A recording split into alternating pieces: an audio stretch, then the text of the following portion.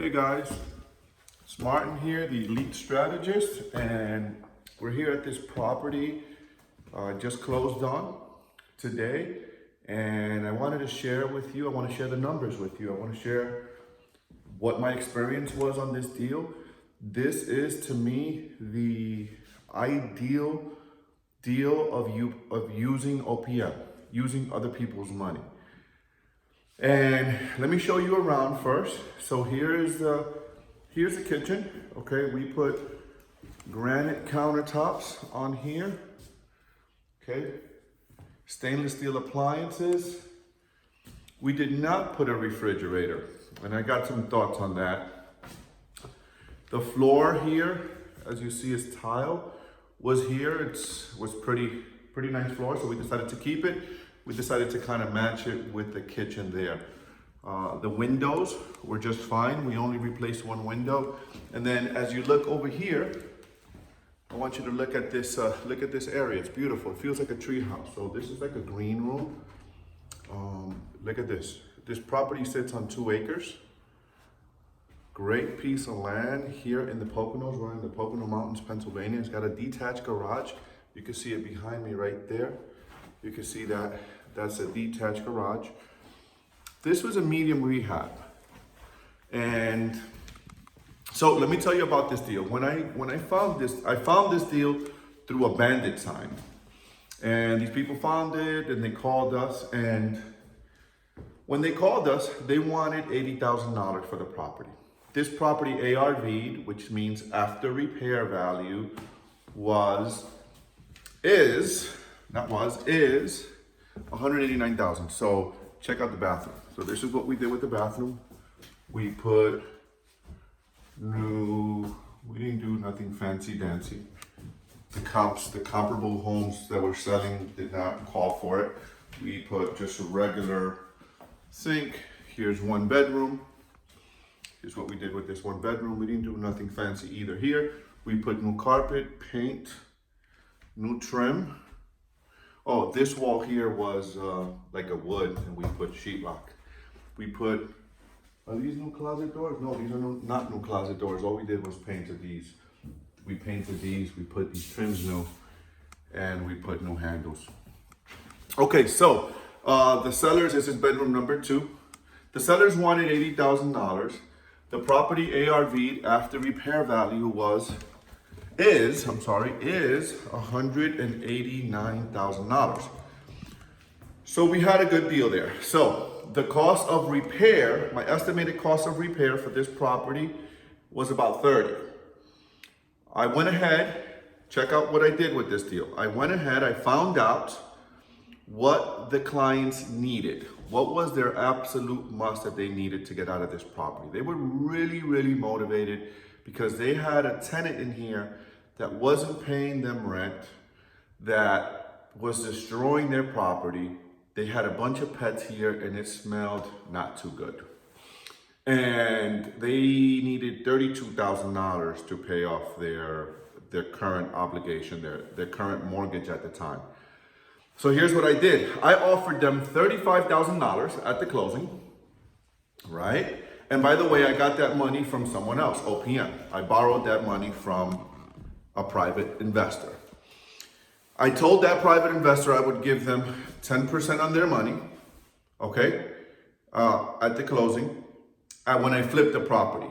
Then I went to the seller and I said, seller, I'm gonna give you $35,000 for at the closing. And so they walked away with like $2,500 or something like that. A couple $1,000 they walked away with at the closing.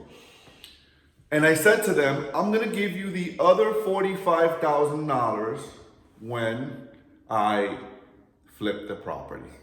That's right. So I partnered up, that's partnering up with the sellers. So the same private money lenders that lent me the $35,000 for the purchase gave me the $35,000 for the rehab costs.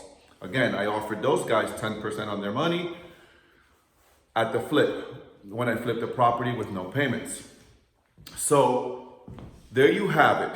We have a property that ARV'd at 189, after repair value is 189. Actually, after repair value is 199, excuse me, 199.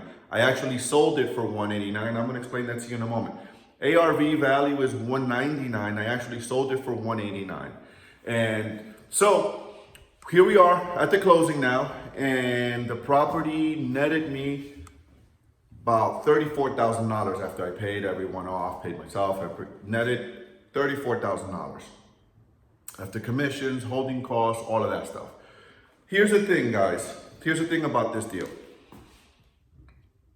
If the reason I made money on this deal was because I'm very, very clear on what deals I would take.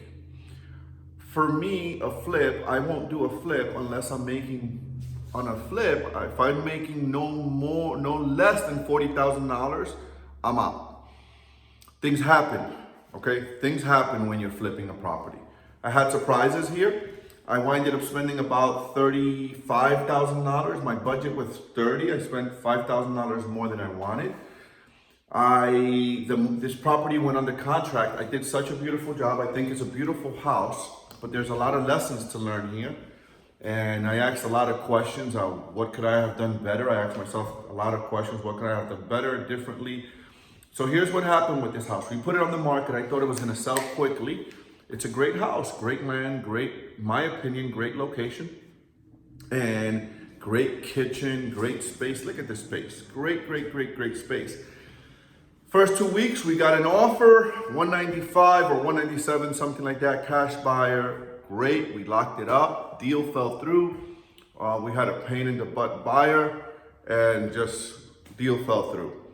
I sat on this baby, then from the time I put it on the market, after that, we sat on it for another 6 weeks, 7 weeks. It took 74 days to sell it.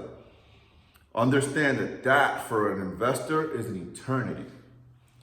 For a flipper, that's an eternity. However, because I had such big profit margins, I came out okay. So I had to lower after 60 days, I think. After 60 days, I lowered my price by $10,000. I winded up giving my sellers a 10% seller's assist because they needed some assistance to close on to cover their closing costs. I gave them 10% seller's assist. I'm sorry, $10,000 seller's assist, and I had to pay real estate fees. So I had to pay $10,800 in real estate fees. And there was my net. After I paid my investors and everyone, there was my net. This is the perfect example, guys. Perfect example of using other people's money to make money. Seriously, guys, perfect example of using other people's money to make money. You can use, literally, if you're creative enough, you can use other people's money. You can partner up with the seller. You can find investors that want family member, maybe your friend, your sister, your brother, cousin, that has some money that they want to, they just have it sitting around in a CD. They can put it into, invest it with you and get a better return with a shorter period of time. This is a great business. I love this business. Granted, I was supposed to make $55,000 on this deal. I winded up netting $35,000 on this deal. Still, good deal. Maybe guys, maybe I have 40 hours worth of work in this deal. Total, maybe I have 40 hours worth of work in this deal. The rest was leverage with contractors, the rest was leverage with realtors, and everything else was leverage. That's the beauty of this business. Still though, I do want you to know that still flipping properties is active income. It is not passive income. That is just one strategy. My favorite strategy is buy and hold, and the BRRRR strategy. I'm gonna take you down now. I'm going down to the bottom level so I can show you this floor. This is this space, right? Access fireplace, access to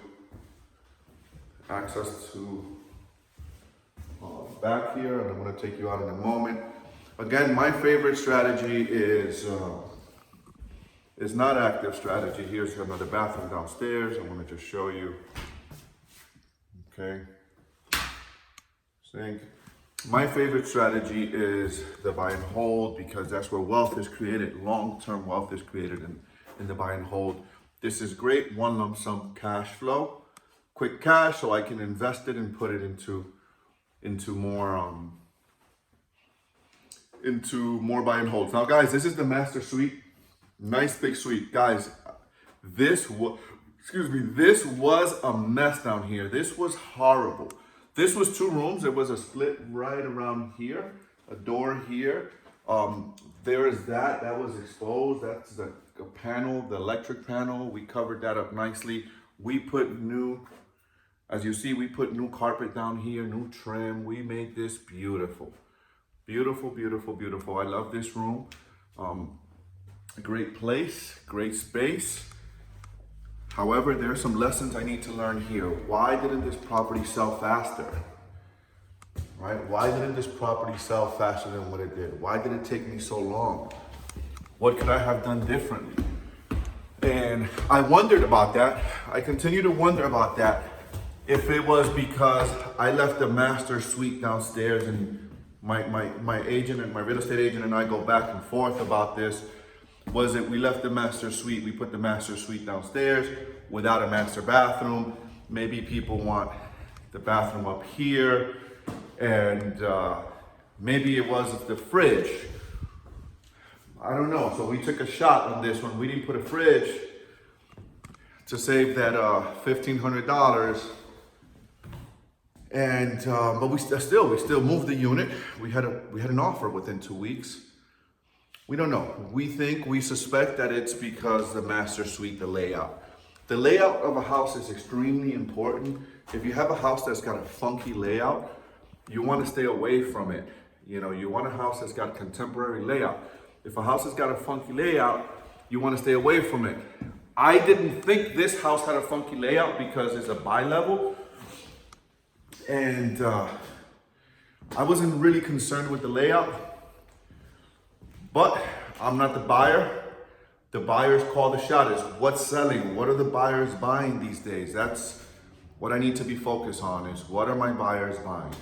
Again, this is Martin Perdomo, the elite strategist, sharing this property here with you in the Poconos. We literally just sold this one in the Poconos Pennsylvania, in East Stroudsburg, Pennsylvania. We literally just closed on this deal, and that was our experience with it, and I wanted to share it with you. Thank you guys. Peace out.